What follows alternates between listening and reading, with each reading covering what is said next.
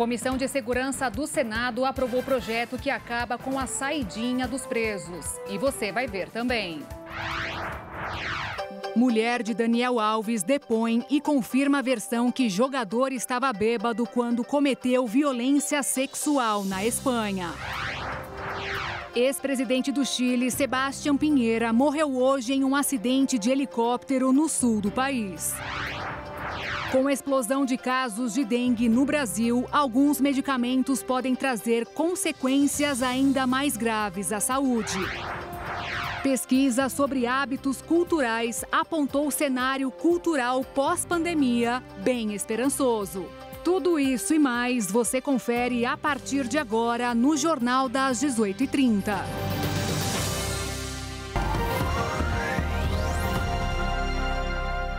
Olá, são 18 horas e 33 minutos pelo horário de Brasília e a partir de agora você fica mais atualizado com as principais notícias do Brasil e do mundo desta terça-feira. Lideranças da Câmara cancelaram uma reunião que iria acontecer na tarde de hoje com os ministros da Fazenda, Fernando Haddad, e das Relações Institucionais, Alexandre Padilha. Segundo parlamentares ligados ao governo, a desistência da agenda ocorreu por causa das críticas ao orçamento feitas ontem pelo presidente da Câmara dos Deputados, Arthur Lira, durante a sessão de abertura do ano legislativo. Lira disse que o orçamento da União pertence a todos e não apenas ao Executivo. Pelo lado das lideranças próximas a Lira, os deputados se sentiram incomodados em participar do encontro sem a presença de Lira, que não foi convidado para o debate. A reunião deve ser remarcada para a próxima semana. Já o encontro com líderes do Senado está mantida. E ainda falando deste assunto, deputados e senadores, líderes de 15 frentes parlamentares divulgaram um manifesto pedindo a devolução da medida provisória que reonera a folha de pagamento a partir de abril. A carta é endereçada aos presidentes da Câmara, Arthur Lira, e do Senado, Rodrigo Pacheco, com a sugestão de que, caso a medida não seja devolvida, seja submetida à votação para que os parlamentares possam rejeitá-la o mais rápido possível. A Procuradoria-Geral da República recorreu da decisão do ministro Dias Toffoli do Supremo Tribunal Federal, que suspendeu o pagamento da multa de 10 bilhões e 300 milhões de reais do acordo de leniência da JF. No recurso, a PGR argumenta que não há conexão entre a ação que discute o acesso às mensagens da Operação Spoofing, deflagrada em 2019 pela Polícia Federal, e o pedido feito pela JF. Isso porque a leniência da empresa não foi fechada pela Lava Jato do Paraná. A Operação Spoofing investiga a ação de hackers que vazaram conversas de autoridades, entre elas procuradores e juízes que atuaram na Lava Jato. Para o Procurador-Geral da República, Paulo Gonet, o caso não deveria ter sido enviado para a relatoria de Toffoli e sim distribuído livremente entre os ministros do STF. Gonet pede que o caso seja distribuído para um outro relator e que a decisão de Toffoli fique suspensa até essa nova análise. A Procuradoria pede que Toffoli reconsidere o caso ou leve o recurso a julgamento no plenário do STF. A Comissão de Segurança do Senado aprovou um projeto que acaba com a saidinha dos presos. É a permissão que eles passem feriados e datas comemorativas fora das prisões. Atualmente, a legislação permite o benefício de se alguns, pré-requisitos forem cumpridos, como estar em regime semiaberto, ter cumprido pelo menos 1/6 da pena se for réu primário, 1/4 da pena se for reincidente ou ainda se tiver comportamento adequado no presídio. A medida já foi aprovada pelo Senado e pela Câmara, mas como sofreu alterações feitas pelos deputados, voltou para o Senado. A medida agora deverá passar pelo plenário. O segundo dia de julgamento de Daniel Alves em Barcelona, na Espanha, foi marcado pelo depoimento da esposa, Joana Sanz. O tempo em que a modelo ficou diante dos juízes foi de aproximadamente 10 minutos. Ela revelou que na noite em que houve a agressão sexual contra a jovem de 23 anos, Daniel teria chegado em casa embriagado e cambaleando até dormir. Ainda nesta terça-feira, um amigo que estava com o jogador na noite do dia 30 de dezembro de 2022 também foi ouvido no Tribunal Superior de Catalunha. Bruno Brasil afirmou que encontrou Daniel Alves na boate e que os dois consumiram bebida alcoólica. Brasil confirmou ainda que eles se encontraram com a denunciante e suas amigas no local e, num dado momento, o jogador foi ao banheiro e que a vítima foi em seguida, deixando as amigas do lado de fora. Além de Joana Sanz e Bruno Brasil, outras 18 pessoas testemunharam hoje. O jogador é acusado de agressão sexual contra uma jovem de 23 anos que prestou depoimento ontem por cerca de 1 hora. A mulher reforçou que o lateral havia a agredido no banheiro de uma boate. O ex-presidente do Chile, Sebastián Piñera, morreu em um acidente de helicóptero no Lago Ranco, no sul do país. Outras 3 pessoas ficaram feridas. As autoridades disseram que o acidente aconteceu próximo às 15 horas no horário local e que o helicóptero seria de propriedade privada. Sebastián Piñera tinha uma casa na região rural onde aconteceu a queda e usava durante as férias. No momento da queda, ele voltava de um almoço na casa do empresário José Cox. As condições meteorológicas da região eram ruins, de acordo com relatos. A identidade dos sobreviventes que saltaram da aeronave antes que ela caísse não foi confirmada. O empresário governou o país entre 2010 e 2014 e depois entre 2018 e 2022. O atual presidente do país, Gabriel Boric, decretou luto nacional. A equipe da campanha de Donald Trump à presidência dos Estados Unidos informou que o ex-presidente vai recorrer da decisão da Justiça do país, que determinou que ele não está imune a processos por crimes que teria cometido durante seu mandato para reverter os resultados eleitorais de 2020. O Tribunal de Apelações deu ao ex-presidente até 12 de fevereiro para apresentar um pedido de suspensão de emergência à Suprema Corte. Se o pedido for aceito, o julgamento criminal não será retomado até que o Tribunal Superior decida o que fazer com seu pedido de pausa. Se Trump não recorrer da decisão, o caso será enviado de volta ao Tribunal de Primeira Instância em Washington, já na próxima semana, para que o julgamento continue. A situação dos imigrantes nos Estados Unidos piorou e, pelo que é visto atualmente, dificilmente terá uma rápida solução. Só no ano passado, quase 2,5 milhões de asiáticos, africanos e latino-americanos cruzaram a fronteira e entraram no país. Muitos venderam as casas, os carros e pegaram dinheiro emprestado de agiotas para fugir de onde eram perseguidos por vários motivos, correndo até o risco de morrer. Deixam tudo para trás e, quando entram, acreditam ter encontrado um oásis de felicidade. Mas a situação dessas pessoas não é tão fácil, além de provocar vários discursos de amor ou ódio, principalmente em ano de eleição presidencial, como o atual, que terá o desfecho em novembro. Mas, por enquanto, resolver a questão parece difícil de ser resolvida, principalmente porque a lei de imigração dos Estados Unidos é a mesma de 40 anos atrás. Não passa por uma atualização que permite, por exemplo, que uma pessoa que entrou ilegalmente fique até 20 anos esperando a solução da justiça, porque faltam juízes para dar a sentença. É a burocracia. O chefe da diplomacia americana, Antony Blinken, disse que vai falar com Israel sobre a resposta do Hamas à proposta de acordo relativa aos reféns israelenses. O Catar afirmou ter recebido resposta positiva do grupo terrorista. O secretário de Estado americano, Antony Blinken, esteve em Doha nesta terça-feira, onde se encontrou com o primeiro-ministro do Catar, Mohammed bin Abdulrahman Al Thani. O primeiro-ministro disse ter recebido uma resposta positiva do Hamas sobre um esboço de acordo que prevê a libertação de reféns na faixa de Gaza em troca de uma trégua nos combates entre Israel e o movimento islamista palestino. Blinken afirmou que vai transmitir nesta quarta-feira a Israel a resposta do Hamas a esse projeto de acordo sobre os reféns. Agora que temos a resposta do Hamas à proposta que foi colocada sobre a mesa há cerca de uma semana, vamos estar intensamente concentrados nisso. Isso oferece a perspectiva de uma calma prolongada, de retirada de reféns e de mais assistência. Seria claramente benéfico para todos e acho que oferece o melhor caminho a seguir.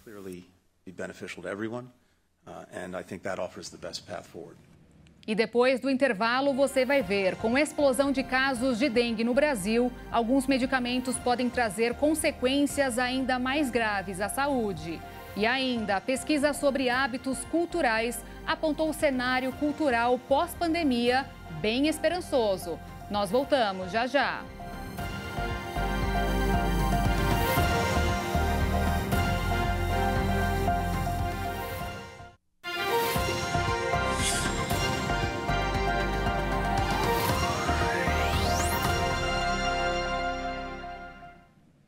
Estamos de volta agora às 18 horas e 44 minutos. Com a explosão de casos de dengue no país, Rio de Janeiro, Acre, Minas Gerais, Goiás e o Distrito Federal já declararam situação de emergência em saúde pública. E com isso aumenta a expectativa pelo começo da aplicação da vacina contra a doença. De acordo com a ministra da Saúde, Nízia Trindade, o calendário será definido ainda nesta semana. Aqui em São Paulo, o imunizante está em falta na saúde privada. A fabricante da vacina informou que, neste momento, vai priorizar apenas o SUS. De novembro do ano passado a janeiro de 2024, a procura pela vacina da dengue, a Qdenga, cresceu 600% nas farmácias Raia e Drogasil. A rede ainda não sentiu o desabastecimento, mas hospitais e laboratórios daqui de São Paulo já informaram a falta do imunizante produzido pela farmacêutica Takeda. Pela alta demanda, as vacinas esgotaram no final de semana no Hospital Sírio-Libanês. O Albert Einstein está com abastecimento parcial e algumas unidades do grupo Fleury também não têm mais estoque. Por meio de nota, a empresa fabricante informou que está concentrada em atender de forma prioritária o Ministério da Saúde para promover o acesso da vacina contra a dengue de forma integral e gratuita para a população. A Takeda acrescentou que o reabastecimento será gradual e deve priorizar pacientes que já receberam a primeira dose e agora precisam completar o esquema vacinal.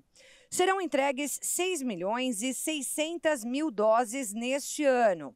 Para 2025, mais 9 milhões de doses devem ser fabricadas.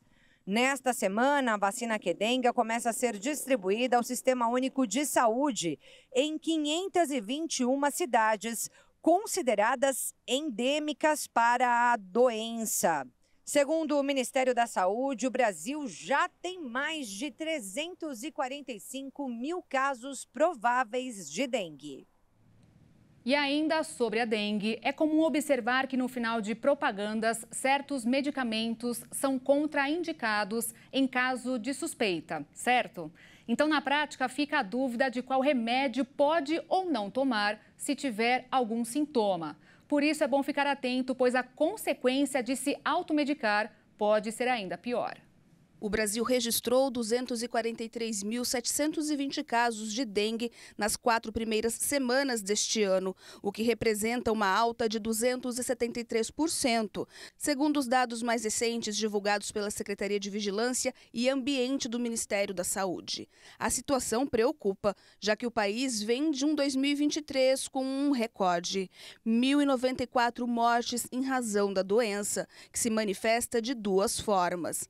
A clássica, que é a mais comum, provoca sintomas como febre, prostração e dores de cabeça, musculares, articulares e atrás dos olhos. Já no caso da hemorrágica, o paciente fica mais debilitado, com dor abdominal intensa e sangramento nas gengivas, nariz, vômito, às vezes com sangue, além da presença de sangue nas fezes. 1 a cada 10 casos de dengue pode evoluir para a forma mais grave da doença. E a preocupação nestes casos é que o uso de medicamento em situações comuns pode agravar ainda mais a situação em casos de infecção pelo vírus da dengue. Remédios encontrados facilmente sem a necessidade de apresentar receita, como ibuprofeno, aspirina, nimesulida e o diclofenaco, por exemplo, estão nessa lista. Segundo essa farmacêutica, oferecem riscos todos aqueles que pertencem à classe chamada de anti-inflamatórios não esteroides, que envolvem analgésicos e antitérmicos. No balcão, a gente já tem um protocolo, né, que se for suspeita de dengue, a gente não prescreve anti-inflamatórios, né, não hormonais, por exemplo, diclofenaco, ibuprofeno, né? Porque a dengue pode levar a problemas de hemorragia. Geralmente a gente passa tratamento paliativo, né? Que é com dipirona, paracetamol para dor, febre, né? Um reidratante oral. né, só pelo desconforto. Os anticoagulantes também devem ser evitados. Em casos de suspeita ou confirmação de dengue, a preferência deve ser pelos analgésicos como dipirona e paracetamol, sempre com recomendação médica. Pode dar um problema gastrointestinal forte, né, dar problemas sérios, né, e a dengue hemorrágica pode levar à morte, sim. Isso, todo cuidado é pouco. Todo cuidado é pouco, exatamente. Com muita orientação no balcão, orientação médica e do farmacêutico também. Hoje não há um remédio específico contra a dengue, mas a vacina chegou na rede privada no ano passado, custando em média R$ 400 a dose, e a rede pública gratuitamente a partir deste ano. O Ministério da Saúde anunciou que 521 cidades brasileiras vão receber ainda este mês doses do imunizante Qdenga, do laboratório Takeda, para aplicar através do SUS, em uma população entre 10 e 14 anos de idade, que tem o maior índice de hospitalização entre os aptos a tomar a vacina. Em Dourados, no Mato Grosso do Sul, uma imunização em massa começou em janeiro, devido a um convênio entre o fabricante e a prefeitura. Até agora, 21.800 pessoas entre 4 e 60 anos de idade tomaram a primeira dose. E agora vamos falar de um assunto que muita gente gosta. É dia de Minuto Pet aqui no Jornal das 18h30. E se tem assunto de animais, tem a nossa carioca Caroline Povoleri. Boa noite.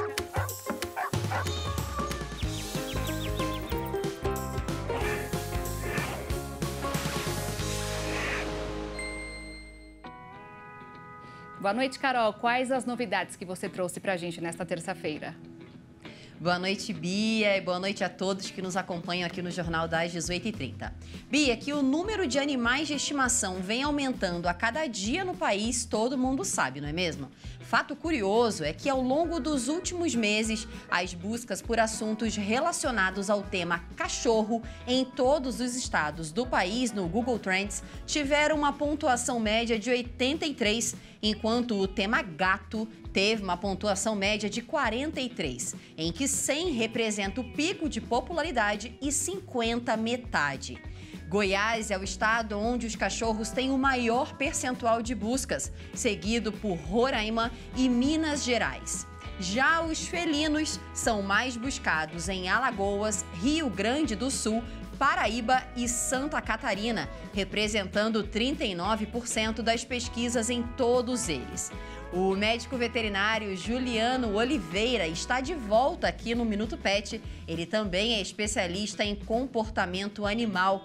Boa noite, doutor. Seja mais uma vez bem-vindo. Muito boa noite a todos. Boa noite, Juliano. É um prazer enorme estar aqui. Boa noite. Prazer enorme novamente estar aqui podendo dar nossas dicas. Legal. Doutor, diante desses dados que nós acabamos de ver, né? O senhor tem mais pacientes cães ou gatos hoje em dia? Dentro da parte clínica de animais, né? Como eu atuo tanto na parte clínica e tanto na parte de comportamento também, ainda, né, o brasileiro, ele prefere ainda o cachorrinho, né? Então, os cães ainda estão lá no primeiro lugar, então a gente acaba atendendo muito mais cães. Porém, o número de gatos já tem uma expectativa para daqui mais ou menos uns 6 anos, 7 anos, superar o número de cães, né? Que a procura de felinos está aumentando muito mesmo. Doutor, e na sua opinião, você acha que essa preferência popular, como nós acabamos de ver, está associada ao comportamento peculiar desses pets? Sim, né? Então, assim, a gente vai falar da parte comportamental dos cães, né? Então, o que acontece? Os cães, eles já são nosso parceiro aí há mais de 200 mil anos, né? Se a gente for pegar essa questão histórica, né? Só que com os gatos também, por conta da questão, né, que a gente hoje está morando mais em apartamentos, né, o comportamento que o gato consegue ficar um pouco mais, mais sozinho, ele não tem essa dependência tanto, vamos falar assim, emocional que os cães têm, o gato está começando a reverter o jogo, né, vamos falar assim. Bem interessante isso.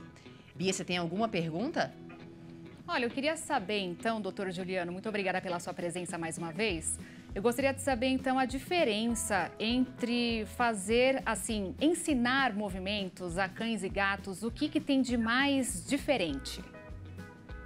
Assim, a minha especialidade é muito focado mais no comportamento dos cães, né? Eu estou indo para uma pós-graduação agora que eu vou focar mais em felinos. Só que eu acabo estudando um pouco dos felinos também, né, por conta que eu pego muitas famílias que têm cães e gatos, né? Então a estimativa hoje aí são, que a gente tem, assim, são 70% aí de cada 10 brasileiros, 7 famílias têm cães e gatos, né? Então eu acabo tendo que estudar também. Só que assim, o cão, ele é muito mais participativo, assim, ele tem uma função de cognição um pouco diferente do gato, que a gente fala que é o instinto inato. Por ele ter esse instinto inato um pouco mais diferente do que o felino, então a forma de você ensinar ele é um pouco diferente. O quesito de ambientação, socialização dos felinos é diferente dos felinos, né? Então você tem que focar na particularidade de cada animal. Mas tanto os cães e tanto os gatos, eles têm poder cognitivo de aprendizagem. Então, você sabendo a particularidade de cada um, sabendo reforçar positivamente aquele comando que você quer que ele te obedeça, então a gente consegue ter um resultado aí de adestramento com as duas espécies, né? Muito interessante, né? Doutor, nós agradecemos demais aqui a sua participação. Uma boa noite para o senhor e sucesso aí, tanto com o comportamento quanto com a clínica. Só dando um adendo, né, ao pessoal, que eu esqueci de dar essa parte rapidinho, que é o quê?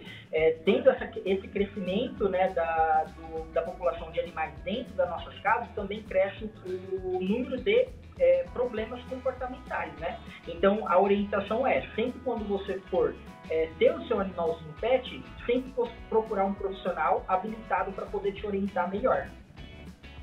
Com certeza, isso sempre faz a diferença, né? A gente tem que ter a consciência aí para não ter problemas futuros. Com certeza. Muito obrigada mais uma vez pela sua participação, doutor. Muito obrigado, agradeço a todos. Obrigada, doutor. E obrigada a você também, Carol, pela sua participação. Te espero semana que vem. Obrigada, Bia. Eu volto aí na semana que vem com mais notícias do Universo Pet. Até lá. Boa noite. E olha só, uma pesquisa sobre hábitos culturais apontou um cenário cultural pós-pandemia bem esperançoso. Pois é, o Datafolha, em conjunto com o Itaú Cultural, divulgou uma pesquisa sobre a cena cultural pós-pandêmica no Brasil. Nas classes A e B, todas as pessoas entrevistadas dizem ter realizado alguma atividade cultural nos últimos 12 meses, enquanto na classe C, o patamar é semelhante, com 98%. Já nas classes D e E, o número cai para 88%, mostrando que a desigualdade continua sendo uma barreira. Houve um aumento significativo das experiências presenciais entre esses períodos, como apresentações e exposições de arte, além de visitação a centros culturais e museus, consolidando uma retomada dos hábitos existentes antes da pandemia da Covid-19. Também foi registrado um crescimento no consumo cultural na virtualidade, como streamings de músicas, filmes e séries, bem como download de podcasts, audiolivros e livros online. A pesquisa indica também que as pessoas entendem que os hábitos culturais contribuem para uma melhor saúde mental. Bom, infelizmente, ainda existe essa discrepância em questões de níveis econômicos, né? Classe A, B, C, D e E. Bom seria se todos tivessem a oportunidade de apreciar arte em museus, exposições, mas também nos próprios streamings, na internet. E aí seria uma boa divulgação da cultura. Vamos de volta para São Paulo? O Jornal das 18h30 fica por aqui. Mais informações no Jornal das 22h. Obrigada pela sua companhia. Tchau.